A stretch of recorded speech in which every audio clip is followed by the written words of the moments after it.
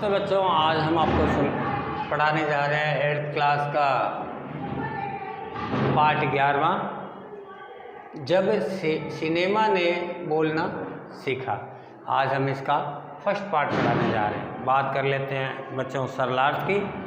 सरलार्थ में हम खास जो कठिन शब्द होते हैं उनसे आपको अवगत करवाते हैं। पहला है सजीव यानी जीवित, मुर्दा यानी मरे हुए, सवाक का मतलब होता है बोलती हुई।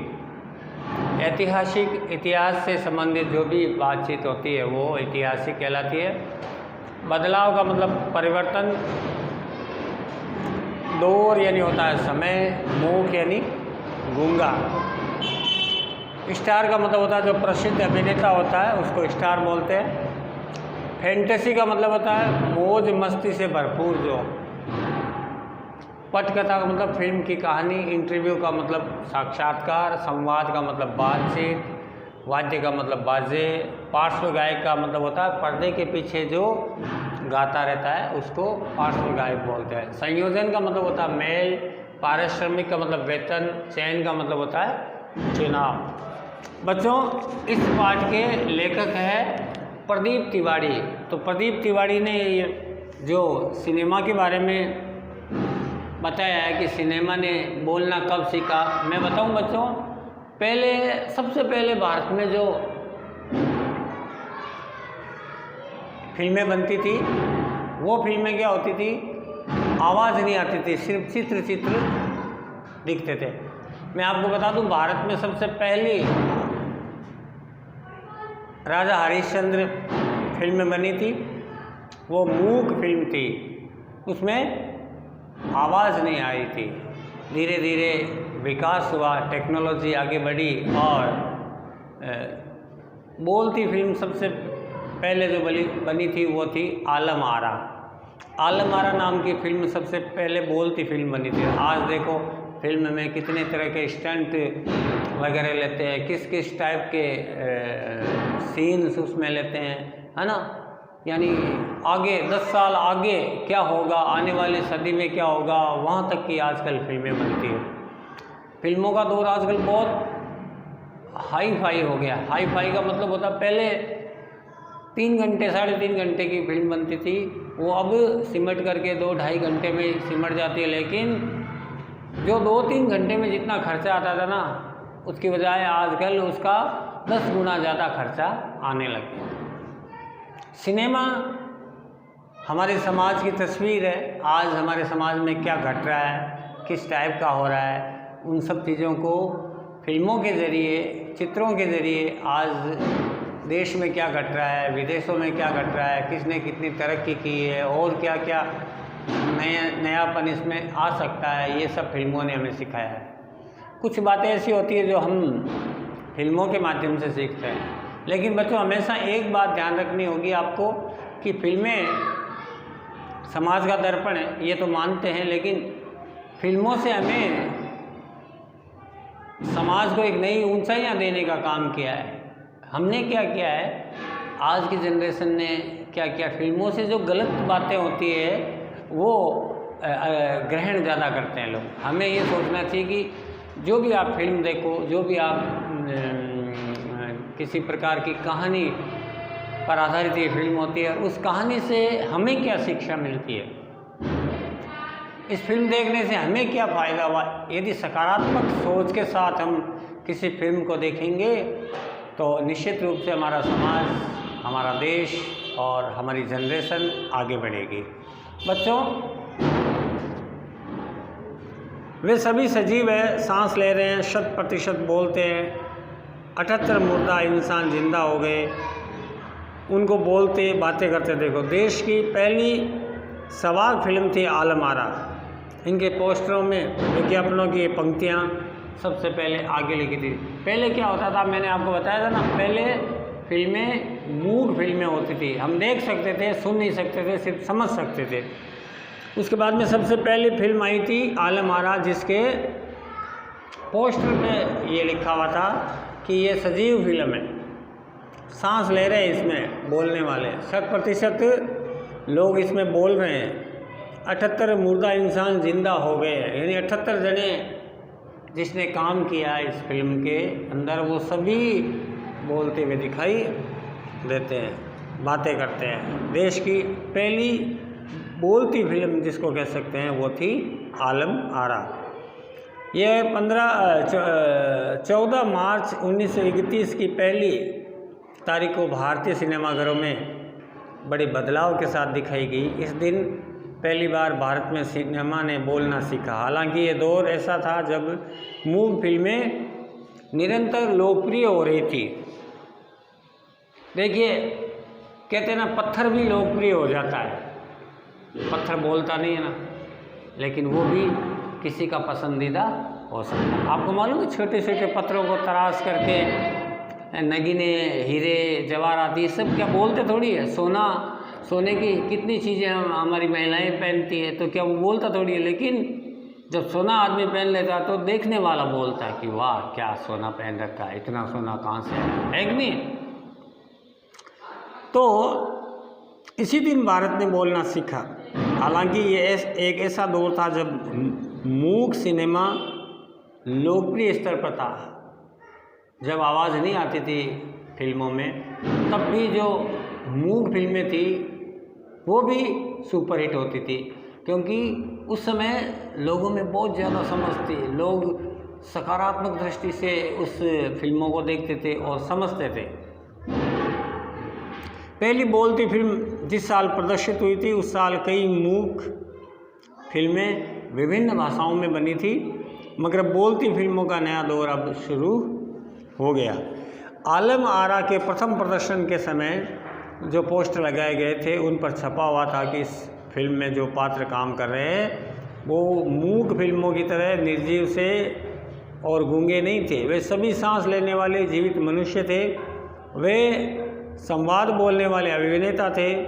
जनता से कहा गया कि इस फिल्म को भारतीय सिनेमा ने एक चमत्कारी बदलाव आया है। भारत की गूंगी फिल्में इस दिन से बोलनी शुरू हो गई। आलम आरा के प्रदर्शन के समय मूक सिनेमा भारत में अत्यंत लोकप्रिय था। जिस वर्ष आलम आरा फिल्म का प्रदर्शन किया गया, उस वर्ष अनेक मूक फिल्में भी थी, लेकिन आलम आरा आने के बाद में भारतीय सिनेमा में बोलती फिल्मों का एक नया युग आरंभ हो गया। बोलती फिल्में आलम आरा बनने वाले फिल्मकार थे अरशद एम ईरानी। अरशद ने 1929 में हॉलीवुड की एक बोलती फिल्म शो बोट देखी थी, तो उनके मन में भी आया कि हम भी एक बोलती फिल्म बनाने जा रहे हैं। पारसी रंगमंच के एक लोकप्रिय नाटक को आधार बनाकर उन्होंने इस फिल्म की पटकथा लिखी थी। इस कहानी में अनेक गाने जो के त्यों फिल्मों से ले लिए गए। एक इंटरव्यू में अरशद ने इस फिल्म के बारे में कहा कि हमारे पास कोई संवाद लेखन नहीं था, गीतकार नहीं था, संगीतकार नहीं था, फिर भी इनकी शुरुआत हमने कर दी थी। अरशद ने फिल्म के गानों के लिए स्वयं को अपने आधार पर ये धुनें चुनना था। फिल्म के संगीत में महज 3 वाद्य तबला, हारमोनियम और वायलिन का इस्तेमाल किया गया। आलम आरा में संगीतकार या गीतकार के स्वतंत्र रूप से किसी का भी नाम नहीं डाला गया था। इस फिल्म में अनेक पार्श्व गायक बने थे। WM खान पहला गीत था, दे दे खुदा के नाम पर प्यारे, अगर देने की ताकत है। आलम आरा का संगीत उस समय डिस्क फॉर्म में रिकॉर्ड नहीं किया गया था। फिल्म की शूटिंग शुरू हुई तो साउंड के कारण ही इसकी शूटिंग रात में करनी पड़ती थी, क्योंकि फालतू की आवाज़ें इधर उधर से नहीं आई। मूक युग की अधिकतर फिल्मों को दिन में प्रकाश में शूट कर लिया जाता था, मगर आलम आरा की शूटिंग रात में होने के कारण कृत्रिम प्रकाश की व्यवस्था करनी पड़ी। यहीं से प्रकाश प्रणाली बनी जो आगे फिल्म निर्माण का एक ज़रूरी हिस्सा बन गई। आलम आरा के भविष्य में कई स्टार और तकनीशियन तो दिए, लेकिन अर्देशिन की कंपनी अब तक के भारतीय सिनेमा के लिए 150 से अधिक मूक फिल्में और लगभग 100 बोलती फिल्में उन्होंने बनाई थी। यहाँ लेखक बता रहा है कि आलम आरा की शूटिंग का विवरण दिया है कि इसकी शूटिंग रात में होती थी, शांत वातावरण में, ध्वनि संवादों का सही रिकॉर्डिंग संभव था। न बोलती फिल्मों की शूटिंग तो दिन के प्रकाश में हो जाया करती थी, इसलिए उनमें से प्रकाश का अलग से बंदोबस्त करना पड़ता था। आलम आरा की शूटिंग रात में होने के कारण प्रकाश की जब अलग व्यवस्था की गई थी तो प्रकाश व्यवस्था फिल्मों का एक महत्वपूर्ण हिस्सा बन गई। आज कितनी तरह की लाइटें लगती, चाहे छोटा सा प्रोग्राम में क्यों ना हो। आलम आरा ने हमारे देश को कई प्रकार के अभिनेता, गीतकार, संगीतकार ये दिए, साथ साथ में कई तकनीशियन भी बने। भारतीय सिनेमा को बहुत इन सभी लोगों ने मिलकर के सशक्त बनाया है। लगभग 150 से अधिक गूंगी फिल्में और लगभग इतनी ही बोलती फिल्में बनाई गई थी। आपको मालूम है बच्चों कि Alam Ara film Arabian nights जैसी फैंटेसी थी। फिल्म में हिंदी उर्दू के मेल वाली हिंदुस्तानी भाषा को उन्होंने लोकप्रिय बनाया था। इसमें गीत, संगीत, नृत्य के अनोखे अंदाज का संयोजन था। फिल्म की नायिका जुबेदा थी और नायक थे विट्ठल। वे उस दौर के सर्वाधिक पारिश्रमिक पाने वाले स्टार थे। उनके चयन को लेकर एक किस्सा भी चर्चित हुआ था। विट्ठल को उर्दू बोलने में मुश्किलें आती थी। सबसे पहले उनका बतौर नायक चयन किया गया था, मगर इसी कमी के कारण उनको हटा करके महबूब को नायक बना दिया। विट्ठल नाराज़ होकर अपना हक पाने के लिए उन्होंने मुकदमा ठोक दिया। यहाँ लेखक बताना चाह रहा है कि आलम आरा जब अरेबियन नाइट्स यानी अरब देश की रातें नामक रचना से मिलती जुलती है। इसमें हास्य विनोद भी बहुत ज़्यादा है। इस फिल्म में आने वाले देश में हिंदी और उर्दू के मेल वाली हिंदुस्तानी भाषा को बड़ा ही लोकप्रिय बना दिया था। इस फिल्म में पहली गूंगी फिल्मों से अलग गीत, संगीत और नृत्य का आकर्षण के दृश्य है वो बड़ा ही अद्भुत रूप से बताए गए। इस फिल्म की नायिका जुबेदा थी और फिल्म में प्रधान कलाकार थे विट्ठल, जो उस समय सबसे ज़्यादा पैसे लेने वाले थे। लेकिन विट्ठल से उर्दू के संवाद शायद बोले नहीं गए या बोलने में कठिनाई हो रही थी। इस कारण से अरदेशी ने फिल्म से हटाकर उनकी जगह महबूब नामक एक अभिनेता को चुन लिया था। इस पर विट्ठल नाराज़ हो गए थे और उन्होंने कोर्ट में उनके विरुद्ध मुकदमा दर्ज कर दिया। तो बच्चों, ये पार्ट हम अगले पार्ट में और पढ़ाएंगे।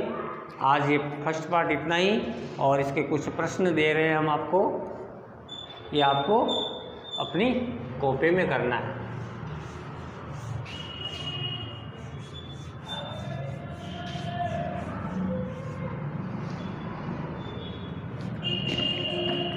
प्रश्न नंबर 1 लिखिए।